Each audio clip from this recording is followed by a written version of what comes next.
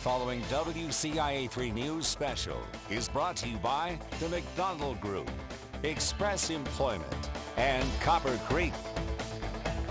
Now, honoring remarkable women with Celebrating Central Illinois.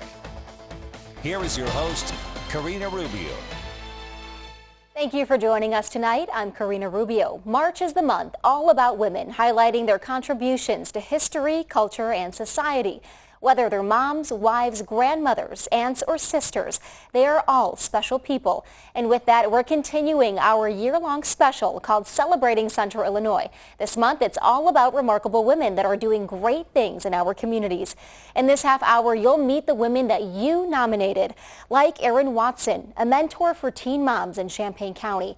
How her mission to help goes back more than 20 years. Emerson Yort has been an ambassador for polar plunges for more than a decade. Why she's an inspiration to everyone year after year.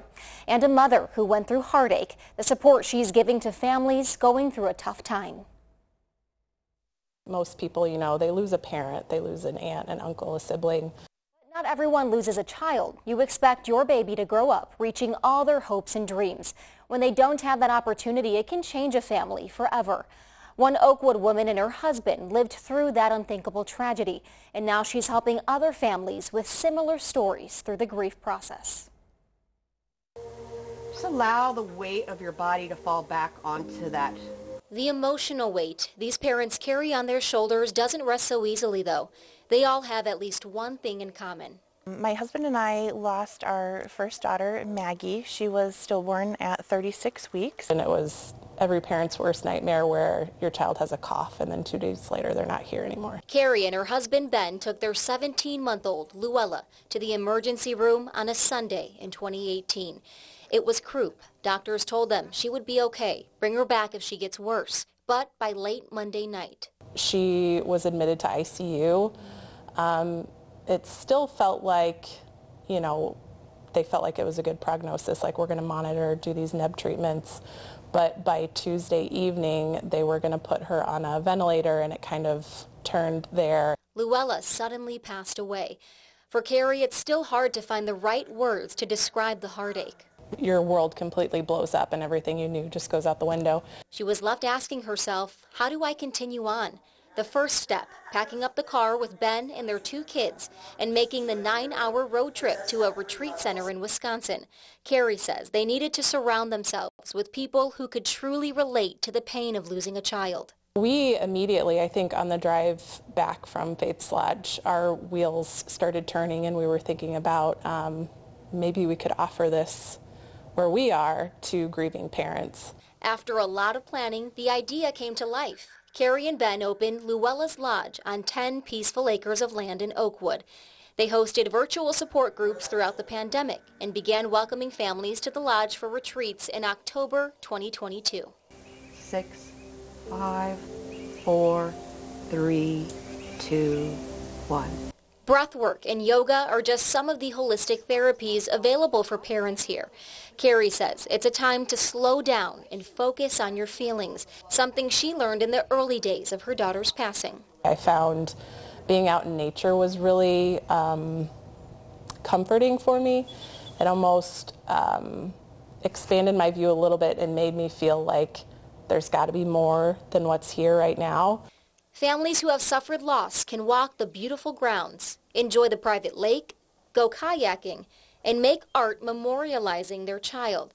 It's a way to unwind after heavy conversations with a death doula and other retreat goers during the overnight stays. We have some parents that have found the mission valuable enough where they've attended a retreat and then they said, I want to volunteer at a retreat. That was the case for Luella's Lodge board member Mary Bess Gordon. She says she had to find a silver lining to tragedy, just like Carrie found one, honoring Luella with each family she meets. Her love for her daughter and for her family is just, it's absolutely fierce. She is absolutely fierce. She just is a beautiful soul. I mean, she is kind and caring and sympathetic, empathetic. Mary Bess and Carrie agree. Grief isn't linear. It's a roller coaster, and the lodge is there to make the ride a bit less bumpy. they have sort of any type of breakthrough in their grief, whether it's been, 2 months or whether it's been 10 years.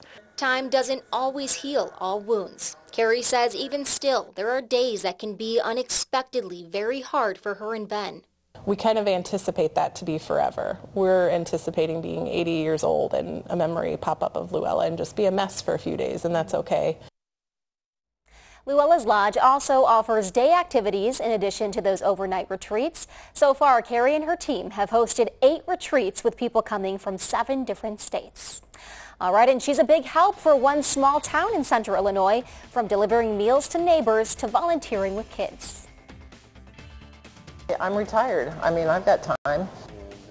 We'll introduce you to the woman who's always there for her community.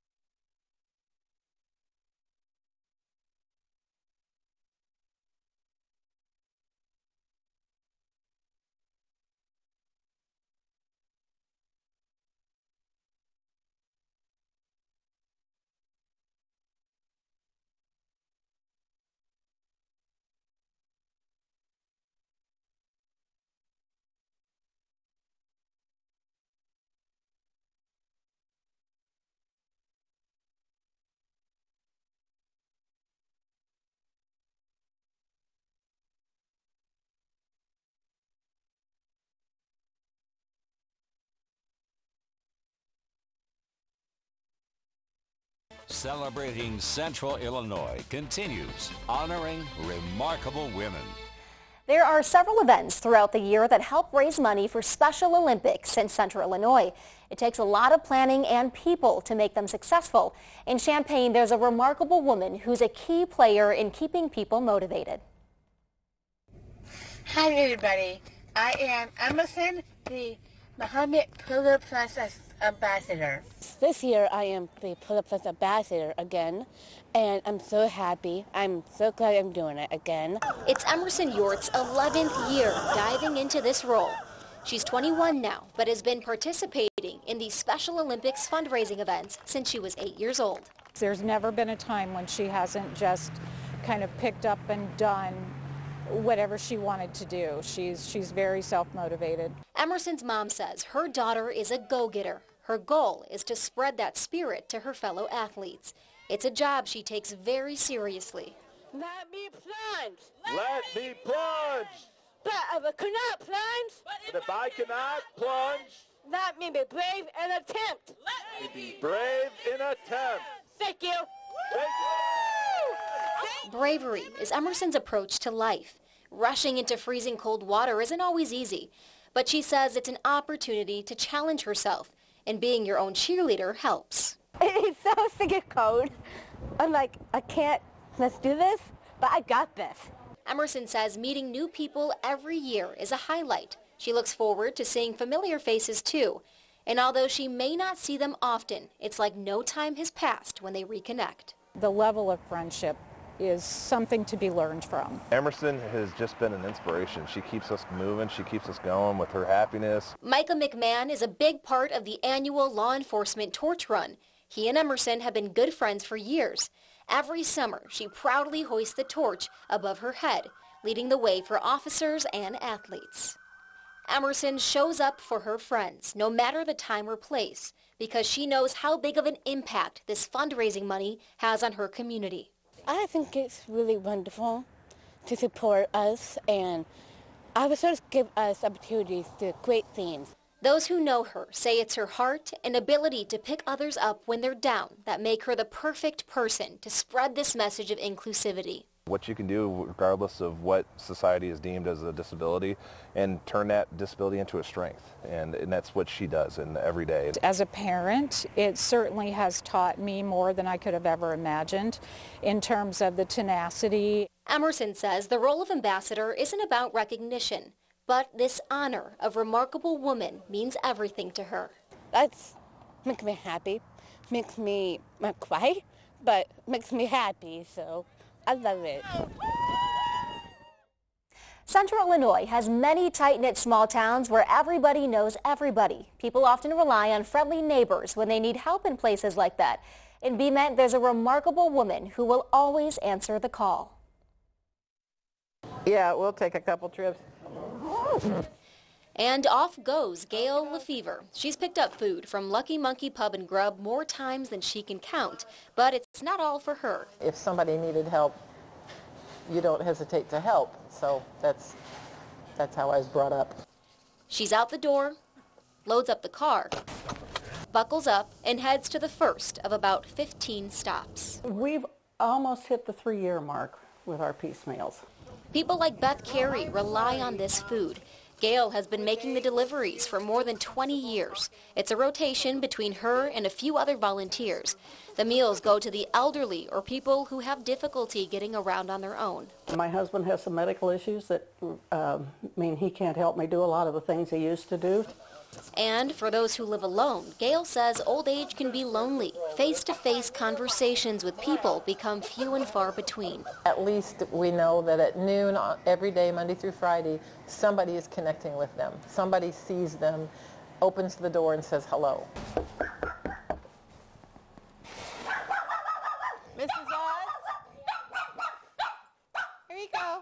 The piece meals also serve another important purpose. Each door Gail knocks on is a wellness check. Sometimes if people don't come to the door, it's an indication that they might need help. And sometimes phone calls have had to be made to their caregiver. It doesn't stop there. Gail is retired but likes to keep her plate full. Gail takes on tasks that a lot of people don't want to take on, and that's huge, and she does it sort of thanklessly. When the pandemic turned life upside down, Library Director Donna T. Shaw wanted to help, but she was new to town and needed someone who knew the community inside and out to get programs running. Gail was a big part of that. The library opens a couple hours early for Senior Coffee Hour. They play games and just talk to one another. T. Shaw says people were shut in and lacking fellowship. The first week I think we had 3 people, and one of them was me, and the other one was somebody that I probably made come with me. They masked up and got together weekly. The pandemic